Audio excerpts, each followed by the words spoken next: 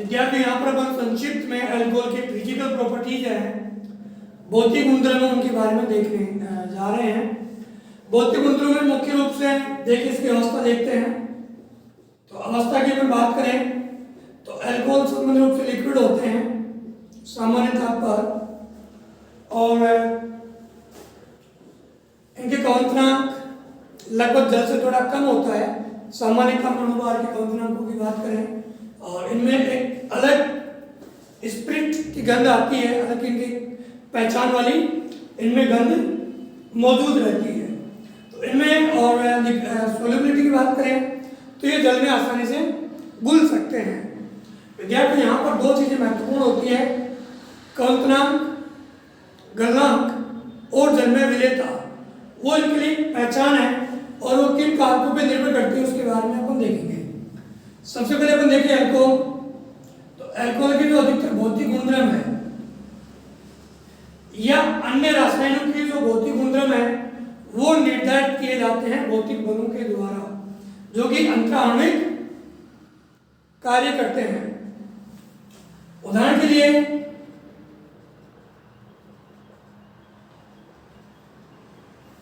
ये समूह है ब्यूटेन।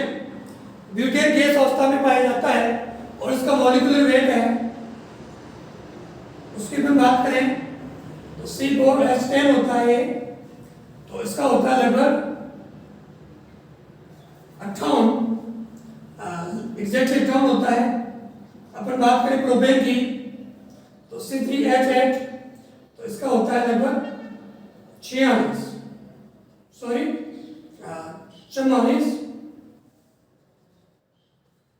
ग्राम पर मोल। 44 है।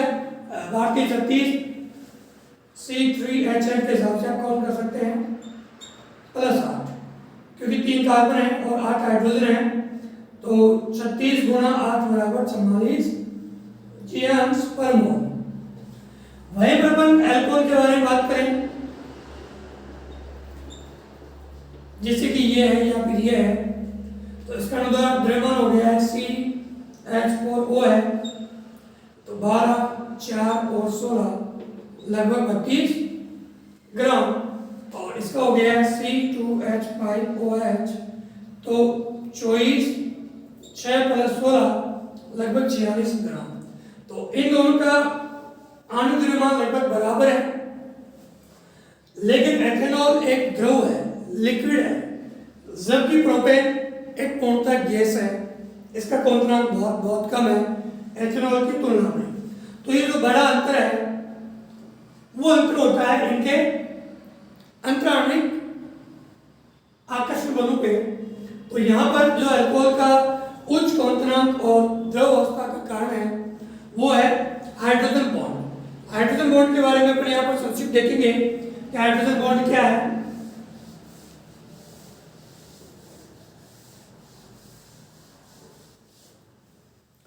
देखिए, जब हाइड्रोजन किसी अधिक विद्युत ऋणात्मक तत्व है, अधिक विद्युत ऋणात्मक तत्वों की बात करें तो फ्लोरीन जिसकी विद्युतता 4 है पॉलिंग स्केल पे, ऑक्सीजन 3.5, नाइट्रोजन 3, क्लोरीन करीब 3, लेकिन आकार बड़ा होता है, इसलिए हाइड्रोजन बॉन्ड के लिए उपलब्ध नहीं हो पाते हैं इनके परमाणु।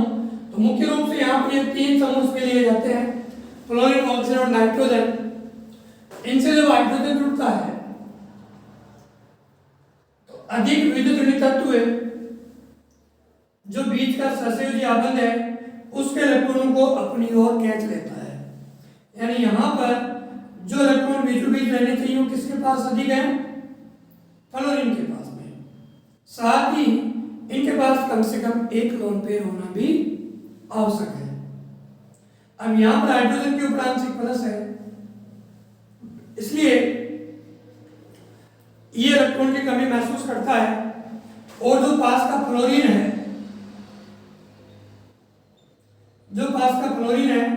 उसके लोन पेयर से ये एक दुर्बल आबंध बना लेता है जिसको अपन बोलते हैं हाइड्रोजन बॉन्ड। अपन यहाँ पर अल्कोहल के बारे में बात करें, मैथनॉल के बारे में। मेथनॉल का जो ऑक्सीजन है वो हाइड्रोजन से अधिक वितरित नहीं है, इसलिए इसके ऊपर आंशिक प्लस आंशिक माइनस है, हाइड्रोजन पे आंशिक प्लस है। साथ ही ऑक्सीजन के पास में 2 लोन पेयर्स भी हैं। इसके पास में जो दूसरा मेथनॉल का परमाणु है उसके ऊपर आंशिक प्लस है और इससे क्या बना लेगा, हाइड्रोजन बॉन्ड। यानी एक मेथनॉल समूह 2 हाइड्रोजन बॉन्ड बना सकता है। ये 2 हाइड्रोजन बॉन्ड्स हैं, ये इनके क्वांटम को बढ़ाने में योगदान देते हैं। तो इस प्रकार से यहां पर क्या पाया जाता है, हाइड्रोजन बॉन्ड्स। इस हाइड्रोजन चूंकि 2 अलग अलग अणु के बीच में है तो अपन इसको लिखते हैं अंतर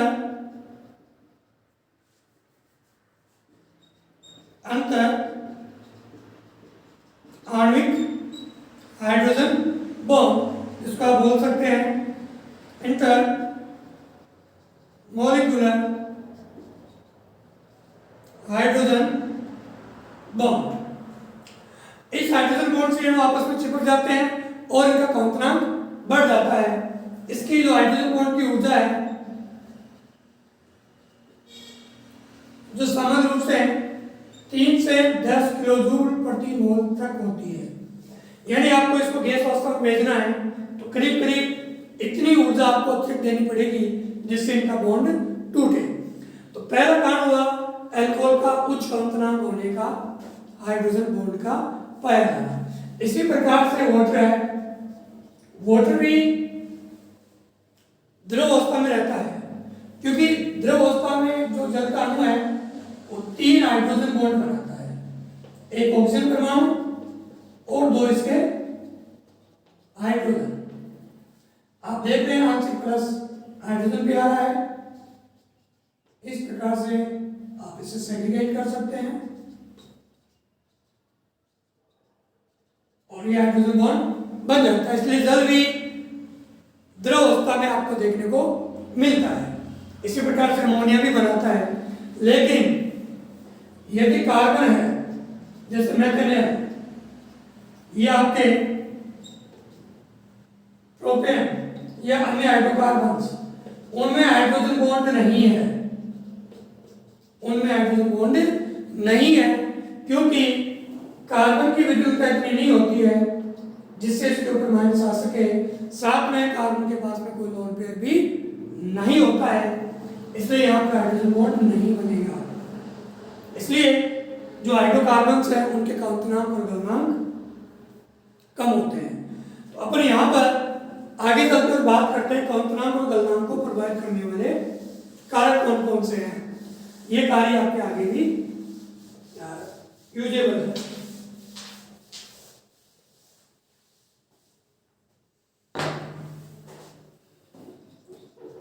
क्वांटम या गलनांक को प्रभावित करने वाले कारक, पहला है अंतरा आणविक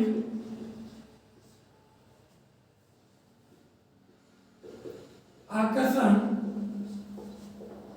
बल या आबंध। विद्यार्थियों में सबसे जो महत्वपूर्ण बल है वो होता है हाइड्रोजन आबंध। ये सबसे ज्यादा होता है, सबसे ज्यादा इफेक्ट करता है। इसके बाद में द्विध्रुव अन्वयन क्रिया, फिर इसके बाद में वॉन डर वाल्स बल। ये कहाँ पाया जाता है, ये देखिए जैसे कि अपने यहाँ पर कीटोनिक एल्डिहाइडिक समूह है, इसके ऊपर आंशिक प्लस रहेगा, इसके ऊपर आंशिक माइनस। तो यहाँ पर एक द्विध्रुव बन गए हैं और इनके बीच में जो आकर्षण बल है, ये बल हाइड्रोजन आबंध के बाद में दूसरा अंतरा आणविक आकर्षण बल होगा। वॉन डर वाल्स बल एक सर्वव्यापी बल है, जो कि कोई भी बल नहीं है तो वो बल निश्चित रूप से उपस्थित होगा। उसकी वैल्यू और ऊर्जा बहुत ही कम होती है। तो इस प्रकार से इसमें हाइड्रोजन बॉन्ड उपस्थित होगा, उसके अणु आपस में अधिक चिपकेंगे। इसके बारे में अपन आगे देखेंगे, क्योंकि भी दो प्रकार का होता है। द्विध्रुव अननोन क्रिया यहाँ पर हो सकती है, और फिर वॉन डर वाल्स बल। इसके बाद में दूसरा कारक आता है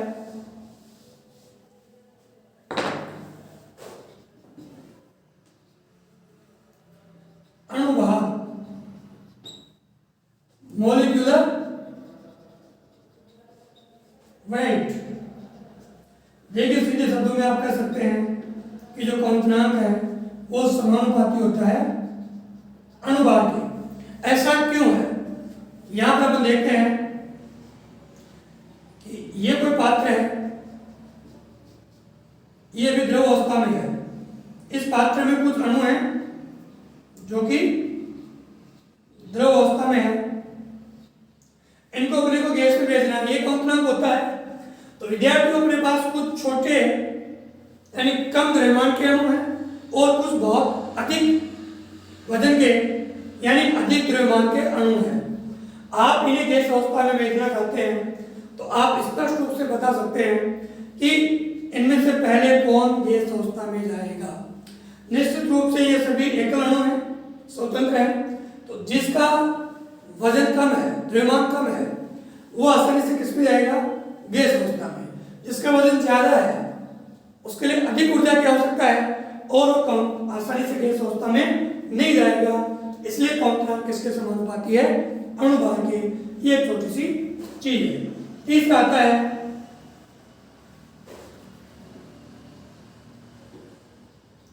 श्रृंखला विभाजन, यानी कि जो एक लंबी श्रृंखला है, चलो इसके बारे में देखें। श्रृंखला विभाजन या इसको भी बोलते हैं कि जो प्रतिस्थापी समूह है, विभाजन या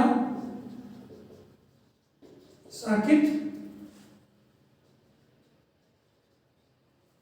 श्रृंखला, इसके बारे में थोड़ा सा यहां पर देखेंगे। यह भी कंपनांकों को प्रभावित करता है। विद्यार्थी ब्यूटेनॉल है, ये एन ब्यूटेनॉल है यानी 1 ब्यूटेनॉल है। इस 1 ब्यूटेनॉल को अपन इसके समावयवी के रूप में लिखें।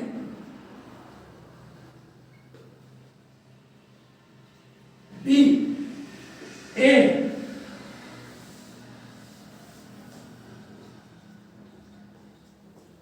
और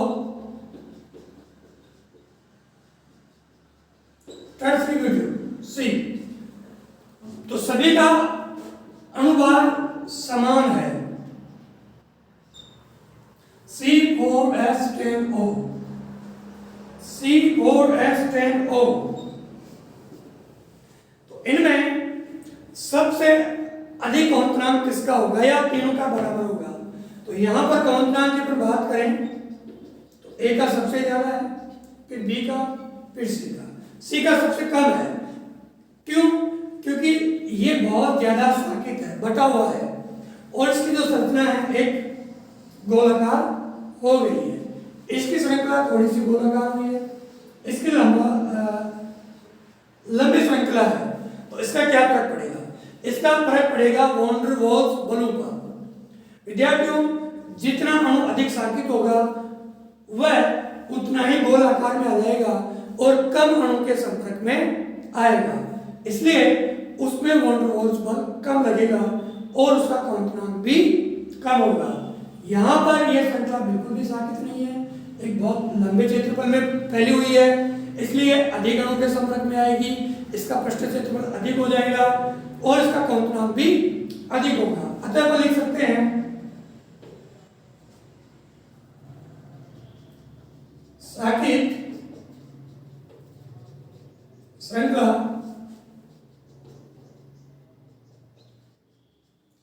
गोलाकार आकृति में होने पर। ज्यादा से याद करने के लिए है, अतः साकित श्रृंखला का कंपनांक हमेशा असाकित से कम होगा। तो यह भी इस प्रकार से आप देख सकते हैं कंपनांक और गलनांक को प्रभावित करने वाले कौन कौन से महत्वपूर्ण कारक हैं। अब आइए अपन बात करते हैं अल्कोहल के कुछ उदाहरण और अन्य तत्वों की कंपेयरिंग करते हैं, फिर इसकी जल में विलेयता के बारे में भी बात करेंगे।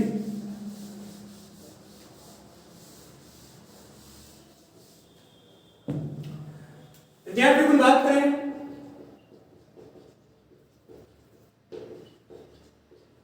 अल्कोहल की, तो इसका कंपनांक काफी अच्छा है। जैसे मेथिल एथेनॉल है, इसका कंपनांक लगभग 78 से 80 डिग्री सेंटीग्रेड के करीब होना चाहिए। वहीं पर हेलोजन है, हेलो एल्केन्स, उनके कंपनांक काफी कम है। उनके कंपनांक इसकी तुलना में काफी कम होते हैं, माइनस के अंदर होते हैं। इसका कारण है कि इसमें हाइड्रोजन बॉन्ड उपस्थित है, इसमें हाइड्रोजन बॉन्ड उपस्थित नहीं है। केवल इसमें वॉन टू वॉल्स या बहुत कम ध्रुवाकर्षण बल हो सकता है, इसलिए इनके कंपनांक कम होंगे। अब अपन बात करते हैं जल में। अच्छा, दूसरी बात है इन समूह की बात करें अपन,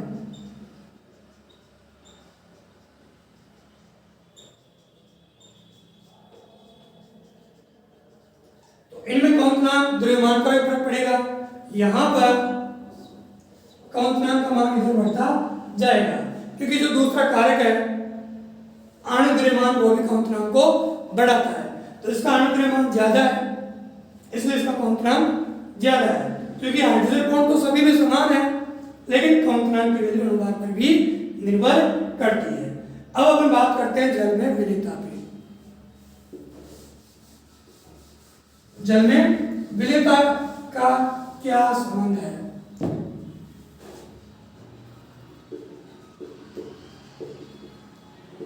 देखिए, जल में विलेयता का जो पहला सिद्धांत है वो है हाइड्रोजन बॉन्ड की उपस्थिति। यदि कोई भी परमाणु जल से हाइड्रोजन बॉन्ड बना सकता है, कोई भी अणु, तो जल में घुल सकता है। दूसरा होता है उसमें द्विध्रुवता उपस्थित होनी चाहिए, यानी आयनिक यौगिक, आयनिक विलायक यानी जल में आसानी से घुल सकते हैं। अपन बात करें एथेनॉल की, तो एथेनॉल आसानी से जल में घुलता है। एथेनॉल बहुत शीघ्रता से जल में घुलता है। तो यहाँ पर इसमें जल में घुलनशीलता का जो कारण है, जैसा मैंने आपको बताया कि हाइड्रोजन बॉन्ड की उपस्थिति। यहाँ पर जो एथेनॉल का हाइड्रोजन है वो ऑक्सीजन के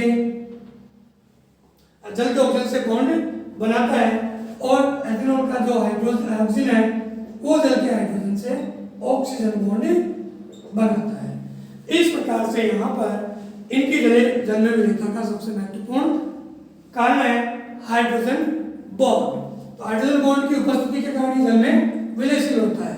तो क्या सभी अल्कोहल समान रूप से जल में विलय होंगे? तो ऐसा नहीं है, क्योंकि इसमें दो भाग हैं। इसमें जो ये भाग है ये जल विरागी है, ये जल में घुलने का विरोध करता है। ये जो भाग है ये जल रागी है, ये हाइड्रोफिलिक है, जल की ओर भागेगा। ये हाइड्रोफोबिक है, ये जल से दूर जाएगा। तो जैसे जैसे ये भाग बढ़ता जाएगा, इसका आकार बढ़ता जाएगा, अल्कोहल की जल में विलेयता कम होती जाएगी। यानी कि जैसे कि आप बात करें,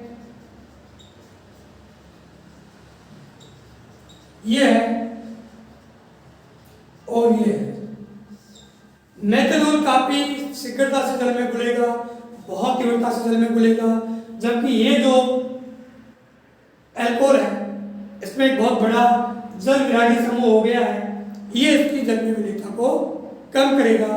तो यहाँ पर जल में विलेयता भी आप देख सकते हैं कि दो कारकों के ऊपर निर्भर करती है जलनागी और जल विरागी बागों की आकार और संरचना पे।